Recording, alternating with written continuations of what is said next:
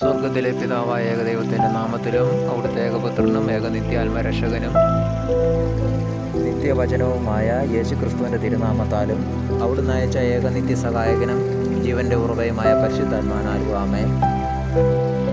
സങ്കീർത്തനങ്ങൾ 16. ദൈവം എൻ്റെ അവകാശം. ദൈവമേ, എന്നെ കാത്തുകൊള്ളണമേ.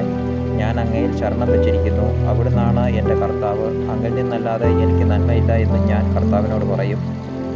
ലോകം വിശുദ്ധരെന്ന് കരുതുന്ന ദേവന്മാർ നിസാരരാണ്.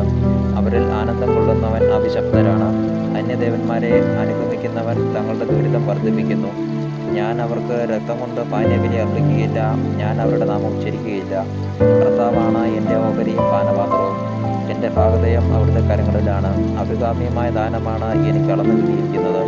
വിശിഷ്ടമായ അവകാശം എനിക്ക് ലഭിച്ചിരിക്കുന്നു. എനിക്ക് ഉപദേശം നൽകുന്ന കർത്താവിനെ ഞാൻ വാഴ്ത്തുന്നു. രാത്രിയിലും എൻ്റെ അന്തരംഗത്തിന് പ്രബോധനം നിറയുന്നു. കർത്താവ് എപ്പോഴും എൻ്റെ കൺമുൻപിലുണ്ട്. അവിടുന്ന് എൻ്റെ വലതുഭാഗത്തുള്ളത് കൊണ്ട് ഞാൻ കുലുങ്ങുകയില്ല. അതിനാൽ എൻ്റെ ഹൃദയം സന്തോഷിക്കുകയും അന്തരംഗം ആനന്ദം കൊള്ളുകയും ചെയ്യുന്നു.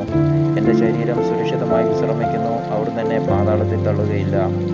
അങ്ങയുടെ വിശുദ്ധൻ ജീർണിക്കാൻ അനുവദിക്കുകയുമില്ല. അങ്ങ് എനിക്ക് ജീവൻ്റെ മാർഗം കാണിച്ചു തരുന്നു. അങ്ങയുടെ സന്നിധിയിൽ ആനന്ദത്തിൻ്റെ പൂർണ്ണതയുണ്ട്. അങ്ങയുടെ വലത് കൈയിൽ ശാശ്വതമായ സന്തോഷമുണ്ട്. പിതാവായ ദൈവത്തിൻ്റെയും പുത്രനായ അവിടുത്തെ പുത്രനും രക്ഷകനുമായ യേശുക്രിസ്തുവിൻ്റെയും അവിടുന്ന് അയച്ച നിത്യസഹായകനായ പരിശുദ്ധാത്മാവിൻ്റെ നാമത്തിൽ ആമേൻ.